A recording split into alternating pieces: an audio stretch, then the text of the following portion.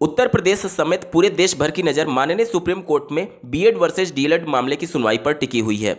दिनांक 12 जनवरी 2023 को अंतरिम रूप से सुनवाई के बाद से अब दिनांक 20 जनवरी 2023 यानी शुक्रवार तक सभी पक्षकारों को अपना रिटर्न सबमिशन फाइल करने के लिए बोला गया है। इससे पहले एक डेडिकेटेड वीडियो में मैंने आपको बताया था कि किस प्रकार से बीएड के वकील के द्वारा जब अंतरिम सुनवाई के दौरान लास्ट के 5 से 10 मिनट में जिन डेटा को रखा गया था, कितने एक तरीके से ये पक्ष कमजोर कर रहे थे बीएड के पक्ष को लेकर के। अब इस वीडियो में हम लोग डिटेल में बात करेंगे कि रिटर्न सबमिशन में किन पॉइंट्स को आधार बनाया जा रहा है इस मामले को लेकर के, ताकि ये चीज़ें आप और बेहतर तरीके से समझ पाएं कि किसका पक्ष मजबूत हो रहा है और किसका कमजोर हो रहा है। यहाँ पर मैं बिल्कुल क्लियर बता दूं कि यहाँ पर मैं इस बात पर चर्चा ही नहीं कर रहा हूं कि जीत कौन रहा है और हार कौन रहा है। मैं सिर्फ और सिर्फ उन पॉइंट्स पर चर्चा करूंगा जो कि किसी के पक्ष को मजबूत कर रहे हैं और किसी के पक्ष को हल्का कर रहे हैं। यह जानना आपके लिए बेहद जरूरी है, क्योंकि इन्हीं सब रिटर्न सबमिशंस के आधार पर माननीय सुप्रीम कोर्ट अपने फैसले को डिक्लेयर करेगी। तो चलिए किन किन पॉइंट्स पर इस मुद्दे में बात करने वाला हूं, डिटेल में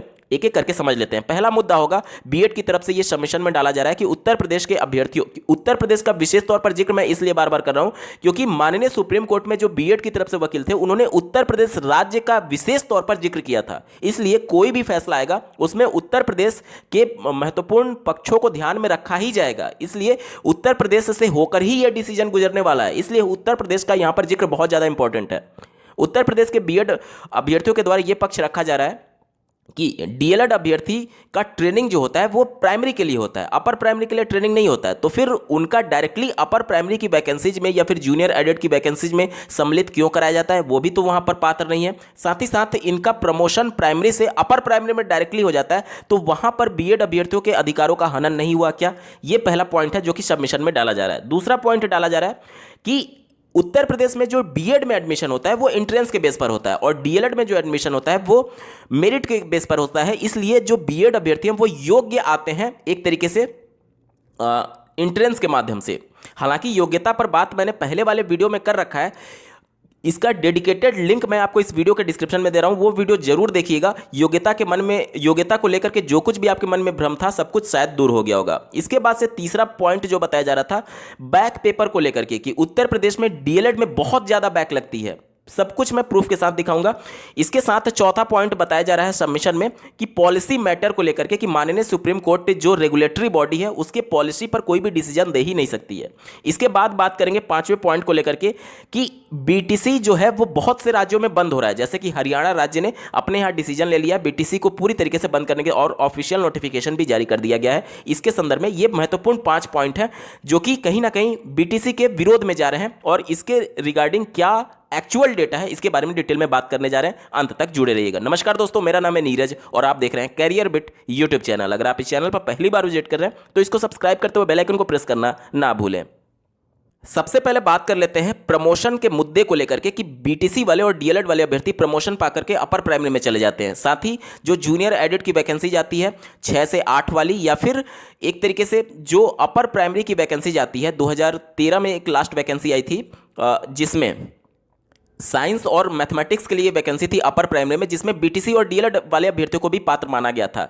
तो जब बीटीसी वाले अभ्यर्थी अपर प्राइमरी के लिए ट्रेनिंग नहीं लेते हैं तो क्या वो डायरेक्टली कैसे चले जाते हैं, एलिजिबल कैसे हो जाते हैं, उस मुद्दे को, उस बात को लेकर के सबमिशन में ये डाला जा रहा है। तो इस बात पर हम लोग पहले चर्चा कर लेते हैं कि क्या वाकई में बीटीसी और डीएलएड वाले अभ्यर्थी अपर प्राइमरी के लिए ट्रेनिंग लेते हैं या नहीं। स्क्रीन पर आप अभी अपने एससीईआरटी यूपी के द्वारा जो बीटीसी का ट्रेनिंग का कोर्स है उसको डिजाइन करने के लिए जो नियमावली है उसको देख पा रहे होंगे। ये टोटल 123 पेज की नियमावली है और ये पूरा नियमावली आप इनके ऑफिशियल वेबसाइट यूपी एससीईआरटी के ऑफिशियल वेबसाइट पर प्राप्त कर लेंगे। इसके पेज नंबर 96 पर जब आप जाएंगे तो यहाँ पर कुछ महत्वपूर्ण पॉइंट आपको दिखेंगे जो कि ये प्रूफ करता है कि बीटीसी की जो ट्रेनिंग होती है उत्तर प्रदेश में, जो डीएलएड की ट्रेनिंग होती है वो अपर प्राइमरी के लिए भी होती है। यहाँ पर मैं थोड़ा सा आपको दिखा देता हूँ 96 नंबर पेज पर। देखिए यहाँ पर जैसा कि आपको ज्ञात होगा उत्तर प्रदेश में जो बीटीसी चलता है वो 4 सेमेस्टर होता है, जिसमें से प्रथम से लेकर के और तृतीय सेमेस्टर तक जो इनकी इंटर्नशिप होती है वो प्राइमरी में होती है, यानी कक्षा 1, 2, 3, 4, 5 में होती है, ठीक है। और जो फोर्थ सेमेस्टर का जो इनका इंटर्नशिप होता है, आप स्क्रीन पर देख पा रहे होंगे, ये कक्षा 6, 7 और 8, कक्षा 6, 7, 8 को ही अपर प्राइमरी में बोला जाता है। यानी कि इनकी चतुर्थ सेमेस्टर की जो इंटर्नशिप का ट्रेनिंग होता है 1 महीने का, वो अपर प्राइमरी में होता है। इसके अलावा फोर्थ सेमेस्टर में जो इनके सब्जेक्ट्स हैं वो भी कहीं ना कहीं अपर प्राइमरी के हिसाब से ही डिजाइन किए गए हैं। तो 4 सेमेस्टर में से 1 सेमेस्टर यानी पूरा 6 महीना ये अपर प्राइमरी की ट्रेनिंग लेते हैं बीटीसी और डीएलएड वाले। उत्तर प्रदेश राज्य सरकार के अंतर्गत आने वाली यूपीएससीईआरटी के ऑफिशियल वेबसाइट पर ये आपको मिल जाएगा, जहां पर स्पष्ट शब्दों में लिखा गया है कि डीएलएड उत्तर प्रदेश के अभ्यर्थियों का जो ट्रेनिंग होता है वो एक तरीके से अपर प्राइमरी के लिए भी होता है। पूरा 1 सेमेस्टर जो इनका ट्रेनिंग होता है वो अपर प्राइमरी के लिए ही होता है। इसीलिए डीएलएड और बीटीसी वाले अभ्यर्थी अपर प्राइमरी के डायरेक्ट वैकेंसीज में बैठने के लिए पात्र होते हैं और इसके अलावा प्रमोशन पाने के लिए भी पात्र होते हैं, क्योंकि इनको ट्रेनिंग ही प्राइमरी और अपर प्राइमरी दोनों के लिए दिया गया है। आप इनके यूपीएससीईआरटी के ऑफिशियल वेबसाइट से ये प्राप्त कर सकते हैं। चलिए अब आते हैं दूसरे पॉइंट पर, एडमिशन के प्रोसेस को लेकर के, कि उत्तर प्रदेश में जो बीएड में एडमिशन होता है वो एक तरीके से एंट्रेंस के बेस पर होता है और डीएलएड में एडमिशन मेरिट के बेस पर होता है, यानी बिना परीक्षा के, बिना प्रवेश परीक्षा के ही एडमिशन हो जाता है। इस वजह से बीएड में योग्य अभ्यर्थी आ रहे हैं, ये रिटर्न सबमिशन में दाखिल किया जा रहा है। यहां पर स्क्रीन पर आप देख पा रहे होंगे दैनिक जागरण का एक न्यूज आर्टिकल जो कि इसी वर्ष उत्तर प्रदेश में बीएड में प्रवेश से संबंधित है, और ये न्यूज प्रकाशित हुआ था 15 नवंबर 2022 को। ये सभी डेटा जो मैं आपको दिखा रहा हूं ऑथेंटिक रिसोर्सेस हैं, तो आप आंख बंद करके भरोसा कर सकते हैं। उत्तर प्रदेश में बीएड की हालत ये थी कि 1,36,311 सीटें खाली रह गई थी। 2.5 लाख सीटों में से 1,36,311 सीटें खाली रह गई थी, और इस पर डायरेक्ट एडमिशन का प्रोसेस शुरू किया गया था। डायरेक्ट एडमिशन का मतलब कि अगर आप केवल बीएड में आवेदन मात्र किए हैं, भले ही आपका नंबर 0 क्यों ना हो, फिर भी आपको एडमिशन मिल रहा था। डायरेक्ट एडमिशन का प्रोसेस ये होता है कि केवल आप आवेदन किए रहें, एंट्रेंस एग्जाम के लिए केवल फॉर्म भरे रहें, आपका नंबर कुछ भी हो, चाहे आप 0 ही नंबर क्यों ना पाए हो, तो भी आपको एडमिशन मिल जा रहा था। तो फिर एंट्रेंस परीक्षा का मतलब क्या हुआ, जब आप 0 नंबर पाकर भी एडमिशन पा जा रहे हैं। वो तो बीटीसी वाला अभ्यर्थी भी अगर एंट्रेंस परीक्षा होता तो 0 नंबर पाकर के एडमिशन पा जाता। तो इस बात को तर्क बना ही नहीं। देखिए, मैं ये सभी बातें इस वजह से बता रहा हूं क्योंकि ये सभी पॉइंट्स जो रिटर्न सबमिशन में डाली जा रही है, ये बीएड के पक्ष को और कमजोर कर रही हैं। क्योंकि जब आप उस पर अपना तर्क देंगे तो उस पर काउंटर तर्क भी किया जाएगा बीएसटीसी की तरफ से। तो ये सब पक्ष बीएड के पक्ष को कमजोर कर रही हैं, क्योंकि एंट्रेंस के बेस पर योग्यता की बात तो तब आती ना कि जब एक बैरियर सेट हो जाता कि हाँ 50% से कम एंट्रेंस एग्जाम में पाने वाले अभ्यर्थी एडमिशन के पात्र नहीं होंगे। यहां तो डायरेक्ट एडमिशन खोल करके कहीं ना कहीं 0 नंबर पाने वाले को भी रास्ता दे दिया गया कि आप कुछ भी नंबर पाए हो, बस हमें सीट भरने से मतलब है। तो योग्यता कहां है? ये तो 0 नंबर पाने वाला भी डायरेक्ट एडमिशन ले पा रहा है। अब आते हैं अगले पॉइंट पर कि राष्ट्रीय शिक्षा नीति 2020 के अनुसार वर्ष 2030 के बाद बीएड ही एकमात्र कोर्स होगा जो कि शिक्षक बनने के लिए एक तरीके से राह तैयार करेगा। बीटीसी डीएलएड जो भी नाम से डिप्लोमा कोर्सेज जाने जाते हैं वो सब कुछ बंद हो जाएंगे, और इसकी शुरुआत हरियाणा में हो चुकी है। हरियाणा शैक्षिक अनुसंधान एवं प्रशिक्षण परिषद यानी कि सीआरटी हरियाणा के द्वारा एक पत्र लिखा गया है 24 नवंबर 2022 को। इसमें आप देख सकते हैं शैक्षणिक स्तर 2023-25 से जो इनकी डाइट से संबंधित प्रशिक्षण कोर्स चलता था, डीएलएड कोर्स, उसको बंद करने का फैसला लिया गया है। आप यहां पर ऑफिशियल लेटर भी देख पा रहे होंगे।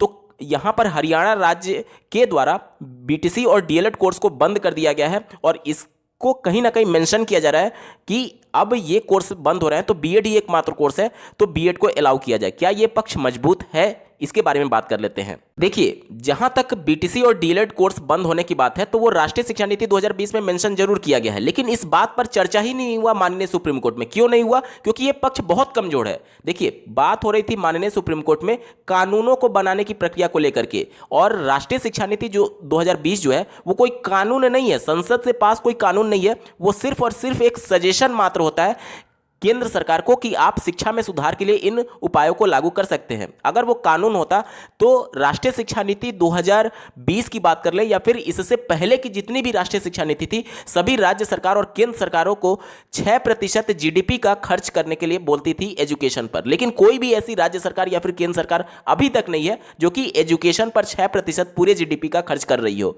यानी कि वो कानून नहीं है, क्योंकि कानून होता तब तो वो बाध्य होते हैं। वो सिर्फ एक सुझाव मात्र है, उससे ज्यादा उसका कोई भी महत्व नहीं है, इसीलिए माननीय सुप्रीम कोर्ट में राष्ट्रीय शिक्षा नीति 2020 के उस महत्वपूर्ण प्रावधान पर चर्चा तक नहीं हुआ, क्योंकि वो कानून है ही नहीं। ठीक है, इसके अलावा एक यहां पर देख पा रहे होंगे, national council for teacher education यानी एनसीटी के द्वारा दिनांक 26 अप्रैल 2022 को एक ट्वीट किया गया है, आप स्क्रीन पर देख पा रहे होंगे। In line with NEP 2020, NCT is working on the curriculum development of 2-year B.Ed program for the students who have obtained bachelor degree in specialized subjects। यानी कि राष्ट्रीय शिक्षा नीति 2020 के अनुसार NCT जो 2 वर्षीय B.Ed कोर्स है उसके करिकुलम को फिर से रीडिजाइन कर रहा है, फिर से तैयार कर रहा है, ताकि राष्ट्रीय शिक्षा नीति 2020 के अनुसार जो B.Ed की बात की गई है 2030 के बाद वाली, वो नया पाठ्यक्रम तय होगा। जो अभी का B.Ed है और जो 2030 के बाद वाले B.Ed की बात राष्ट्रीय शिक्षा नीति 2020 कर रहा है, वो दोनों अलग है। अभी के B.Ed के हिसाब से आपको 6 महीने का ब्रिज कोर्स करना पड़ता है, लेकिन अब ये कोर्स ऐसे डिजाइन होगा 2030 के बाद वाला कि उसमें ब्रिज कोर्स करने की आवश्यकता ही नहीं पड़ेगी, वो सब कुछ आपके करिकुलम में ही इंक्लूड कर दिया जाएगा। तो अभी का जो B.Ed है वो राष्ट्रीय शिक्षा नीति 2020 के आधार पर तर्क नहीं कर पाएगा कि उसको 2030 के बाद भी वैलिड किया जाए। 2030 के बाद भी अगर वैकेंसी आती है और आज का B.Ed उसमें सम्मिलित होगा तो उसको भी 6 माह का अलग से ब्रिज कोर्स करना पड़ेगा।